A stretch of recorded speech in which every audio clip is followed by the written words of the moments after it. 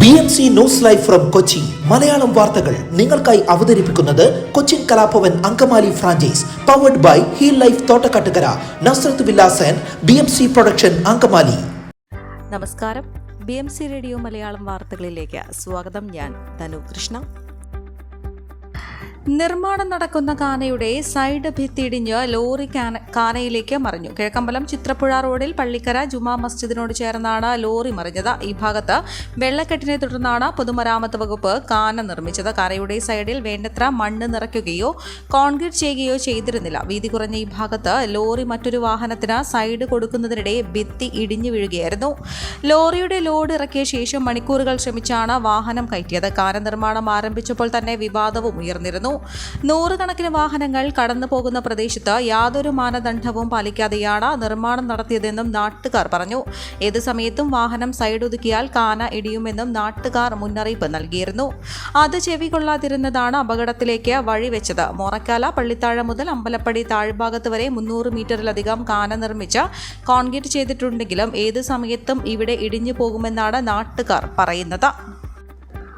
വരാപ്പുഴ ദേശീയപാതയിൽ സ്വകാര്യ ബസ്സുകളുടെ അമിതവേഗം ആശങ്ക പരത്തുന്നു. നിർമ്മാണം നടക്കുന്ന സർവീസ് റോഡിലൂടെ ട്രാഫിക് നിയമങ്ങൾ തെറ്റിച്ച് ചീറിപ്പായുന്ന ബസ്സുകൾ ചെറുവാഹന യാത്രികർക്കും കാൽനട യാത്രികർക്കും ഭീഷണിയാണ്. ഇടപ്പള്ളി പറവൂർ റൂട്ടിൽ സർവീസ് നടത്തുന്ന സ്വകാര്യ ബസ്സുകളാണ് അശ്രദ്ധമായും അപകടകരമായും ഓടിക്കുന്നത്. വൺവേ തെറ്റിച്ചും ഓവർടേക്ക് ചെയ്യുന്ന ബസ്സുകൾ പലപ്പോഴും ഗതാഗത കുരുക്കിന് കാരണമാകുന്നു.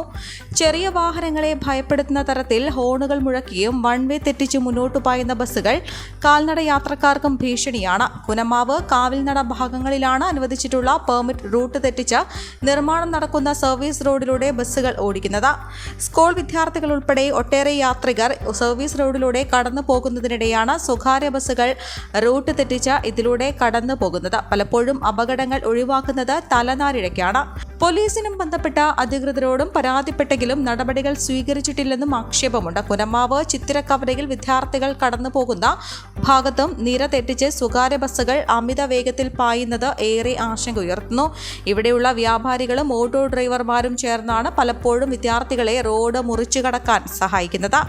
മുൻപ് ഇവിടെ ട്രാഫിക് നിയന്ത്രണത്തിനായി ഹോംഗാർഡിനെ നിർത്തിയിരുന്നു. എന്നാൽ നിലവിൽ ഗതാഗതം നിയന്ത്രിക്കാൻ ഇവിടെ ആരുമില്ലാത്തതും പ്രശ്നമാണ്.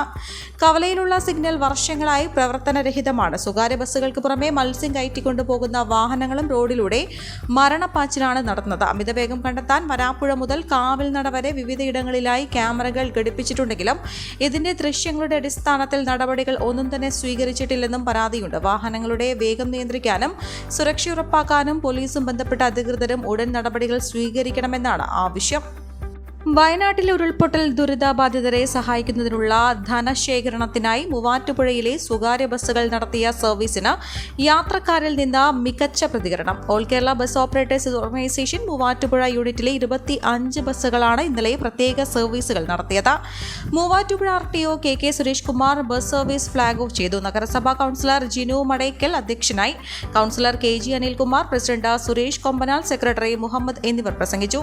സർവീസുകളിൽ നിന്നുള്ള മുഴുവൻ തുകയും മുഖ്യമന്ത്രിയുടെ ദുരിതാശ്വാസ നിധിയിലേക്ക് കൈമാറും. കോവിഡാനന്തര കാലഘട്ടത്തിൽ ജീവനശൈലി രോഗങ്ങളുള്ളവർക്ക് സന്തുലിതമായ ആരോഗ്യ പരിപാലനത്തിന് ആലുവയ്ക്കടുത്ത് തോട്ടക്കാട്ടുകര ജംഗ്ഷനിൽ ഹീൽ ലൈഫ് തുറന്ന പ്രവർത്തനം ആരംഭിച്ചിരിക്കുന്നു. ഫിസിയോതെറാപ്പി, സൈക്കോളജി, ആയുർവേദ ചികിത്സകൾക്കായി 8089011722 ബന്ധപ്പെടാവുന്നതാണ്.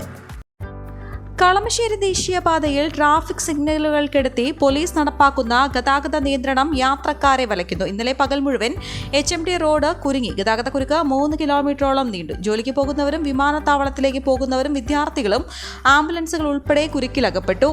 ട്രാഫിക് സിഗ്നലുകൾ പ്രവർത്തിക്കുമ്പോൾ ഇത്രയേറെ ഗതാഗത കുരുക്ക് അനുഭവപ്പെടാറില്ലെന്നും എപ്പോഴൊക്കെ സിഗ്നൽ കെടുത്തി പോലീസ് ഗതാഗതം നിയന്ത്രിക്കുന്നുവോ അപ്പോഴൊക്കെ ജനങ്ങൾ വലയുകയാണ് വ്യാപാരികളും യാത്രക്കാരും ഒരുപോലെ പരാതിപ്പെട്ടു. മുകളിൽ നിന്നുള്ള ഉത്തരവനുസരിച്ചാണ് സിഗ്നൽ ലൈറ്റുകൾ കെടുത്തുന്നതെന്നാണ് വ്യാപാരികൾക്ക് പോലീസുകാർ നൽകുന്ന മറുപടി.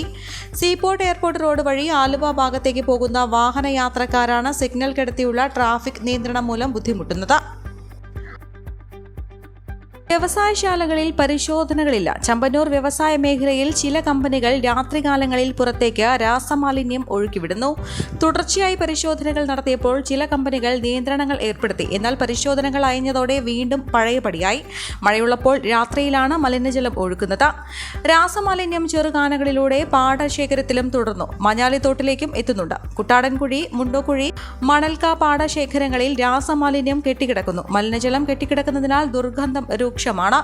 കമ്പനികൾ പുറന്തള്ളുന്ന പുകയുടെ രൂക്ഷഗന്ധവും അസഹനീയമാണ്. കഴിഞ്ഞ വർഷം നഗരസഭയുടെയും മലിനീകരണ നിയന്ത്രണ ബോർഡിന്റെയും നേതൃത്വത്തിൽ പരിശോധനകൾ നടത്തിയിരുന്നു. ഒരു കമ്പനിക്ക് നോട്ടീസ് നൽകുകയും ചെയ്തിരുന്നു. തുടർന്ന് കുറച്ചു നാളത്തേക്ക് കാനകളിലേക്ക് മാലിന്യം ഒഴുക്കുന്നതിന് നിയന്ത്രണങ്ങൾ ഉണ്ടായിരുന്നു. എന്നാൽ ഇപ്പോൾ കമ്പനികൾ വീണ്ടും മലിനജലം ഒഴുക്കി തുടങ്ങിയതാണ് നാട്ടുകാരുടെ പരാതി. കമ്പനികളിൽ മലിനീകരണ സംസ്കരണ പ്ലാന്റ് പേരിന് മാത്രമാണെന്നും ഈ പ്ലാന്റുകളുടെ പ്രവർത്തനക്ഷമത സംബന്ധിച്ച് യാതൊരു പരിശോധനകളില്ലെന്നുമാണ് നാട്ടുകാരുടെ പരാതി. കൃഷിയിടങ്ങളിലേക്ക് പരിസര പ്രദേശങ്ങളിലേക്കുമാണ് രാസമാലിന്യം ഒഴുകിയെത്തുന്നത്. ജലാശയങ്ങളും കിണറുകളും മലിനമാക്കുകയാണ്. രാസമാലിന്യം പാടശേഖരത്തിലൂടെ ഒഴുകി മാഞ്ഞാലിത്തോട്ടിലേക്കാണ് എത്തുന്നത്. മത്സ്യങ്ങൾ ചത്ത് പൊങ്ങാറുമുണ്ട്. കാൽക്കോട് യാത്രക്കാരെന്ന നേട്ടം പിന്നിട്ട വാട്ടർ മെട്രോ ഒക്ടോബറോടെ മട്ടാഞ്ചേരിയിലേക്ക്. മട്ടാഞ്ചേരി കോർപ്പറേഷൻ പാർക്കിന് സമീപം നിർമ്മിക്കുന്ന ബോട്ട് ടെർമിനലിന്റെ നിർമ്മാണം ഒക്ടോബറോടെ പൂർത്തിയാവും. പാർക്കിന്റെ മറുഭാഗത്ത് ജലഗതാഗത വകുപ്പിന്റെ ജെട്ടിയുണ്ടെങ്കിലും ചെളി അടിഞ്ഞുകിടക്കുന്നതിനാൽ ഇപ്പോൾ മട്ടാഞ്ചേരി സർവീസില്ല. ടെർമിനൽ നിർമ്മാണം പൂർത്തിയായാൽ വാട്ടർ മെട്രോ മട്ടാഞ്ചേരി സർവീസ് ആരംഭിക്കും. അപ്പോഴേക്കും പുതുതായി 3 ബോട്ടുകൾ കൂടിയെത്തും. വാട്ടർ മെട്രോയുടെ 6ാമത് റൂട്ടായിരിക്കും ഇത്. നഗരത്തോട് ചേർന്ന് കിടക്കുന്ന ദ്വീപുകളിലെ താമസക്കാർക്ക് മെട്രോയുടെ അതിനിലവാരമുള്ള ജലഗതാഗതം ഒരുക്കുകയെന്ന ലക്ഷ്യത്തോടെയാണ് വാട്ടർ മെട്രോ തുടങ്ങിയതെങ്കിലും യാത്രക്കാരിൽ അധികവും ടൂറിസ്റ്റുകളാണ്. കൊച്ചിക്കാരും ടൂറിസ്റ്റുകളുടെ ഗണത്തിലുണ്ട്. ഒരു വർഷം കൊണ്ട് പലവിധമാണ് വാട്ടർ മെട്രോ കൊച്ചിയിൽ സാന്നിധ്യമായത്.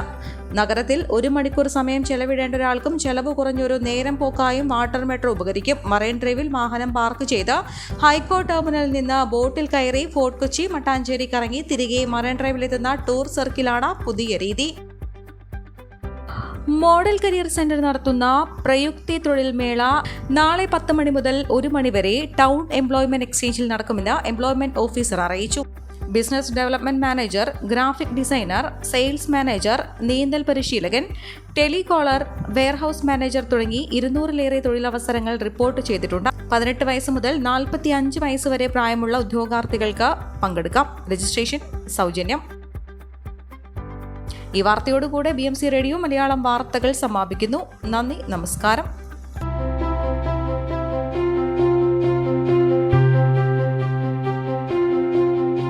അങ്കമാലി പ്രദേശത്തെ കലാവിദ്യാർത്ഥികൾക്ക് സുവർണ അവസരം. ലോക പ്രശസ്ത കലാവിദ്യാലയമായ കൊച്ചിൻ കലാഭവന്റെ അങ്കമാലി ഫ്രാഞ്ചൈസി കരയാമ്പറമ്പിനടുത്ത് എളവൂർ കവലയിലുള്ള സ്പ്രിംഗ്ഫീൽഡ് കെട്ടിടത്തിൽ പ്രവർത്തനം ആരംഭിച്ചിരിക്കുന്നു. Classical dance, cinematic dance, Carnatic music, Zumba dance എന്നീ വിഷയങ്ങളിൽ പ്രഗത്ഭരായ അധ്യാപകർ ക്ലാസുകൾ നയിക്കുന്നു. കൂടുതൽ വിവരങ്ങൾക്ക് ബന്ധപ്പെടുക 9995208614.